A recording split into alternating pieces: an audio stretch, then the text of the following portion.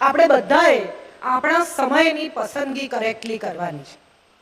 સમય એટલું જ કરે છે, તમને ચોઈસ આપે છે, ડાબે કે જમણે કઈ તરફ જવું છે એટલી ચોઈસ તમને સમય આપે છે. અને તમે જે કરો એના પરિણામ એની સાથે જ જોડાયેલા છે એ આપણને ખબર છે. તેમ છતાં આપણે ખોટી પસંદગી કરીએ છીએ ને ખોટી પસંદગી કરીને પસ્તાઈએ છીએ. એક માજી 75 વર્ષના બધાને કે મને તો એટલા બધા માંગા આવતા હતા પણ મારા બાપાએ આની જોડે નાખી. હવે 75 વર્ષે અફસોસ કરવાનો કોઈ હવે તો નહીં આવે માંગા, તો તમે શું કરવા હવે અફસોસ કરો છો? જે સુંદર વર્ષો સાથે જીવ્યા એનો વિચાર નથી કરતા. પેલા જે માંગા આવતા હતા અને ના થયા એ આજે પણ તમને પજવે છે. ઉપેન્દ્ર ત્રિવેદી જ્યારે બહુ જ છેલ્લા દિવસોમાં હતા અને ઉપેન્દ્ર કાકા મારા પપ્પાના મિત્ર, હું વારંવાર મળવા જાઉં, ત્યારે બહુ સરસ એક વાત એમણે મને કહી હતી કે મને છે ને ભજવેલા પાત્રો બહુ પજવે છે. આ જેને સમજાય ને એને જીવન સમજાઈ જાય. તમે જે પાત્ર ભજવ્યું, ભાભી, મામી, કાકી, દાદી, ફુવા, દાદા, પિતા, ભાઈ, આ બધા પાત્રો તમને જ્યારે પજવવા માંડે ને ત્યારે તમારે એવું સમજવું જોઈએ કે ભજવેલા પાત્રોમાં તમે કોઈ ક્ષતિ રાખી છે, કોઈ ખામી રાખી છે. તમે તમારા 100% નથી આપ્યા. કારણ કે સમય બદલે છે તમારા પાત્રોને. ગઈકાલે જે દીકરી હતી એ આજે વહુ છે, જે આજે વહુ છે એ કાલે સાસુ થશે, જે સાસુ છે એ વડ સાસુ થશે. આ સમય પાત્રો બદલે છે તમારે અને એ પાત્ર પ્રમાણે વર્તવું પડે છે. તમે વહુ હો ત્યારે તમારે વહુની જેમ વર્તવાનું છે, તમે સાસુ થાવ ત્યારે તમારે સાસુની જેમ વર્તવાનું છે. આજકાલ તો મજા એ છે, મારી ઉંમરની જેટલી સ્ત્રીઓ છે 60ના દાયકામાં જન્મેલી એ બધીની સેમ કમ્પ્લેન છે કે પહેલા અમે અમારી સાસુઓને સાચવી, હવે અમારે અમારી વહુઓને સાચવવાની. બધાની સેમ કમ્પ્લેન છે. કારણ કે હવે જે નવી પેઢીની દીકરીઓ આવી છે એ બધી ભણેલી આવી છે, કમાતી આવી છે, એમની જુદી દિશા છે, એમની જીવન રીતિ જુદી છે. અમારી પેઢીમાં ભણેલી હતી તો પણ કહ્યું કે ભાઈ નોકરીની જરૂર નથી તો ન કરી, ઘરે રહ્યા.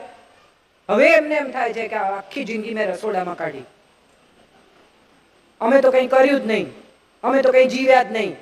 એ બધી મમ્મીઓને, એ બધી સાસુઓને મારે કહેવું છે કે તમારા ઘરમાં જે સમૃદ્ધિ છે ને એ તમારે લીધે છે. તમારા બાળકોમાં જે સંસ્કાર છે ને એ એટલા માટે છે કારણ કે તમે તમારા સંતાનને સમય આપ્યો છે. બચ્ચું ઘરે આવે ને, ઘરમાં બધા હાજર હોય ને તો એ શું પૂછે? મમ્મી ક્યાં છે? 5 જણા બહાર ડ્રોઈંગ રૂમમાં બેઠા હોય તો પણ એ દાખલ થતાની સાથે શું પૂછે? મમ્મી ક્યાં? કેમ? કોઈને ઠોકર વાગે પડે તો શું કે? ઓ માં. કોઈને આજ સુધી ઓ બાપ કહેતા સાંભળે? અર્થ એ થયો કે સુખમાં દુઃખમાં, સારામાં ખરાબમાં બધે માં જોઈએ. અને જે માં સતત ઘરમાં હાજર હતી ને એના સંતાનો એ માની સાથે જે સમય તમે આપ્યો છે ને એ વેસ્ટ નથી કર્યો, ઇન્વેસ્ટ કર્યો છે. એવું ન માનો કે કમાવું એ જ સત્ય છે. આજની પેઢીની છોકરીઓ ભણેલી છે, કમાય છે, બરાબર છે, એમાંય કશું ખોટું નથી. મેં 10 વર્ષ ઘરમાં રહીને મારા બાળકને ઉછેર્યું છે અને મને કદી એવું નથી લાગ્યું કે મોડું થઈ ગયું છે. હું આજે પણ મારી કારકિર્દીના ઉત્તમ શિખર પર ઊભી છું. હું 10 વર્ષ ઘરમાં રહી છું અને મને એક દિવસ પણ એવું નથી લાગ્યું કે હું રહી ગઈ, ઓહો મારાથી બધા આગળ નીકળી ગયા. આગળ પાછળ એ તો કોન્સેપ્ટ છે. તમારે શું મેળવવું છે અગત્યનું છે. તમે તમારું બાળક કોકને સોંપીને પૈસા કમાયા તો તમારું બાળક એ પૈસા ક્યાં વાપરશે એની તમને ખબર નથી. ખૂબ બધું આપી જવા કરતા તમે જે આપી જાઓ છો એ કઈ રીતે વાપરવું એ શીખવવું અગત્યનું છે. આપણે બધા આજના સમયમાં કોઈની વિરુદ્ધ નથી, કોઈને દુઃખ થાય એવી વાત નથી, પણ મારે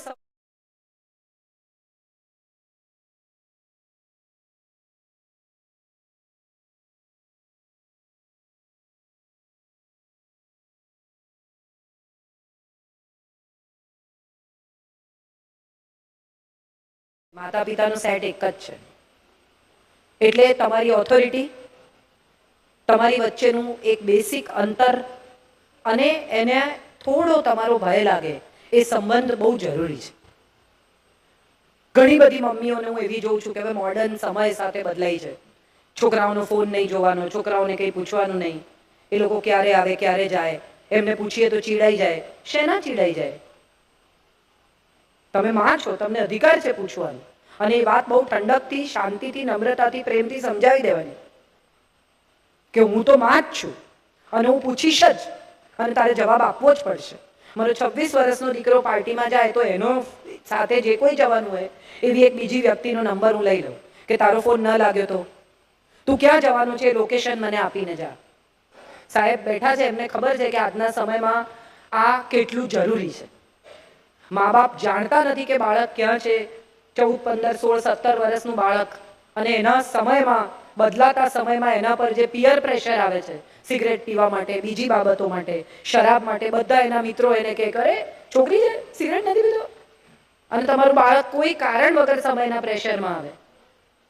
એવા સમયે જો તમે એની સાથે ઉભા હો ને તમે એને એમ કહો કે ના બેટા એવું કંઈ જરૂરી નથી. આ ફિયર ઓફ મિસિંગ આઉટ, અત્યારે ફોમો, લાઇક્સ ઓછા થાય તો લોકો આપઘાત કરે છે.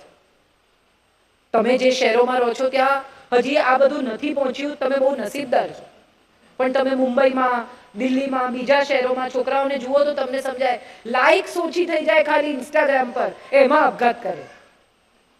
5 બહેનપણીઓ હોય અને 4 પાર્ટી કરી લીધી અને 5મીને ન બોલાવી તો એને ડિપ્રેશન આવી જાય.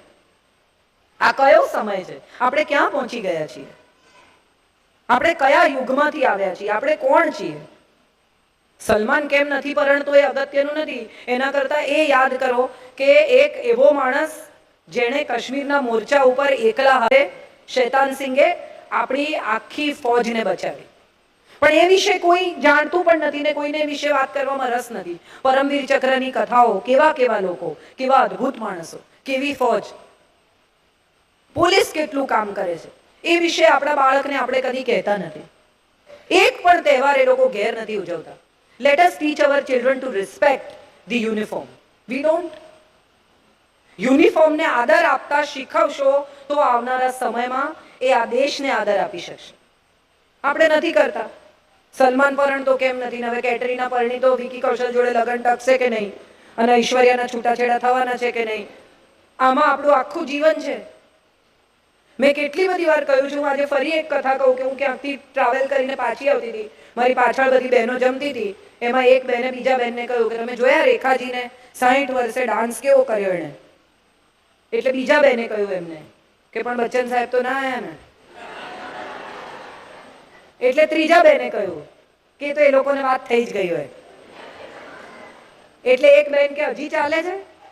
એટલે પેલા બેન જેમણે આ વાત શરૂ કરેલી એમણે કીધું હાસ તો. એટલે તમને કેટલી ખબર? તમારી બાજુમાં રહે રેખા, એટલે આવીને તમને કહી જાય કે મારે શું ચાલે છે.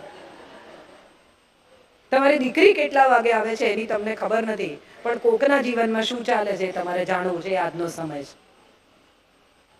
મને એવું લાગે છે કે મોડર્ન હોવાનો સૌથી મોટો અર્થ એ છે કે તમે વિચારોથી મોડર્ન થાઓ, રૂઢિઓમાંથી બહાર નીકળો અને પરંપરાઓ તરફ પાછા વળો. આ દેશની અદ્ભુત પરંપરા છે. આજે જે ટ્યુબ ટોપ પહેરે છે ને એવી કંચુકી આજથી 5000 વર્ષ પહેલા આપણા દેશમાં સ્ત્રીઓ પહેરતી. સ્ટ્રેપ વગરના જે ટ્યુબ ટોપ પહેરે છે એ કંચુકી 5000 વર્ષ પહેલા સ્ત્રીઓ પહેરતી. પુષ્પક વિમાનનો ઉલ્લેખ છે, એનો અર્થ એમ કે કંઈ તો ઉડતું હશે ને. કુંતી દેવોનું આહવાન કરે છે અને સંતાન મેળવે છે, એનો અર્થ એમ કે આપણા દેશમાં આઈવીએફ પણ હતું અને ડોનર પણ હતા. આ વિજ્ઞાન હતું આપણા દેશનું. અને સમય બદલવા નીકળેલા લોકો કદી કશું બદલી શકતા નથી. એનો સૌથી મોટો દાખલો ભાસ્કર છે, ગણિતજ્ઞ ભાસ્કર, એની દીકરી લીલાવતી. એમણે કુંડળી કાઢી અને દીકરીને વૈધવ્ય યોગ એટલે નક્કી કર્યું કે એવા અદ્ભુત મુહૂર્તમાં લગ્ન કરવું કે જેમાં શિવ પાર્વતીના લગ્ન થાય. કોઈ દિવસ એનું લગ્ન તૂટે જ નહીં એવું મુહૂર્ત કાઢ્યું એમણે. અને નહીને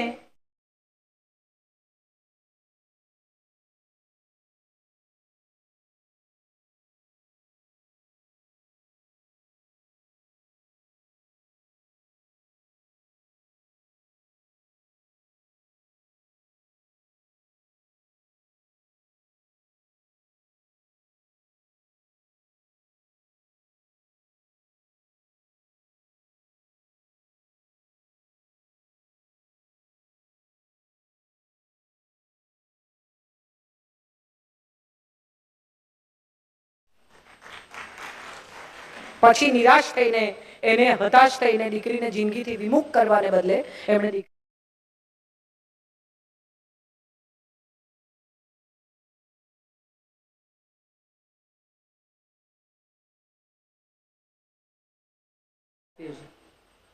નહીં તો 9 સુધીના જ આંકડા હતા.